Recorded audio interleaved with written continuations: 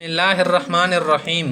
سبق نمبر د کدوری ولا 19 کتاب الصلاتی. دا کتاب د بیان دی منځ کی مصنف رحمت الله علیه دې نه دی منځ ولا مسائل او دی منځ ولا کومي خبرې د ټول تفصیل سره خایي. مخته ګورئ اول وقت الفجر سبعی منځ ولا ټولنا اول وخت کوم ځنه شروع کیږي اذا طلع الفجر الثاني کله دویم سبعی روخیږي. سبعی دوا قسمه ته صبح کاذب یل شي اول سبعی دریغجان وي معنا ده سبعی نه شو بل د صبح صادق ال شارع اختیار سره سبعی شي. صبح صادق ولا علامه ده کنه سکل سبعی شي نه د اسمان سوره کناری د ټولی سپین شي. صبح کاذب هغه چلاغونه کناره سپین شي اسمان طرف تر نه ور کیلوړ شي کاذب وي. خاطر صبح صادق چشتل شي فجر سنی ته دوی سو هو البياض دا سپین ول رشي المعترض پر شون وی ال دلی فی الافق پسمن کناری کی واخر وقت حسبی منځول ټول اخیری وخت دی چې دینه بعد بینه کیږي مالم تطلع الشمس سمرسترګي روانه خيږي کبه سترګ راوخه تل بس بیٹیم ختم. و اول وقت الظهر مسبخین الاول وخت کوم زنه شروع کیږي اذا زالت الشمس کله مرسترګي د اسمان مانځ نه ووړي اخبله. واخر وقت اخیری وخت کله د عند ابي حنیفه رحمت الله علیه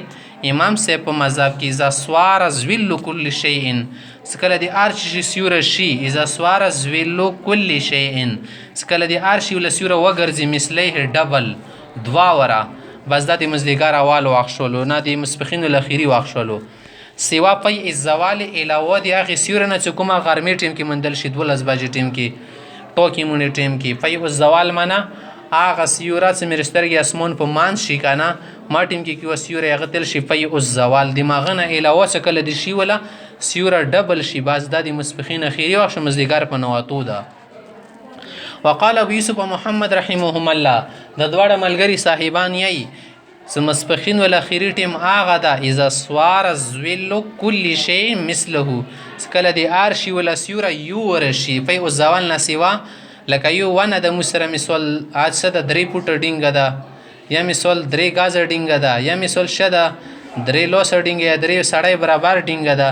ایدی ولا سیور اندور شي بس دوه مسبخین اخیری ټیم ده دینه بعد وتون کده مسبخین ټیم. و اول وقت العصر مزدګار ولکم دا اول ټیم دې سوال ټیم ده اذا خرج وقت الظهر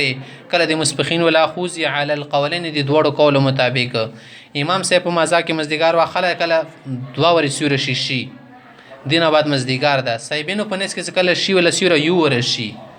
واخر وقت هدي مزدګار ول اخیری ټیم دا د مالم تغرب الشمس سو پر مرسترګي ډوب نه شي سکل ډوب شي بس به مخوم ټیم دینه بعد داخليږي. و اول وقت المغرب مخوم الاول ټیم شته اذا غربت الشمس سکل مرسترګي ډوب شي. واخر وقت اخیری وخت کله د مالم تغيب الشفق سو پر اسپینواله د اسمان کې نارو کې موجودي وره پر مخوم ټیم شته خو څنګه ترګمای شروع شي کنه اسمان کناریا توري شي د وطانا تور شي بس پوه شد بیا مسخوتان ټیم شروع شولو.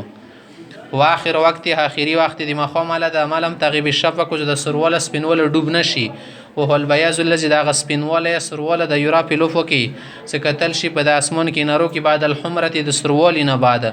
سکله مخام ټیم شي اول به سرول وی دی طرف ته بعدين اورس سپینول رشید مخام اخیری ټیم ده عند ابي حنیفه رحمه الله.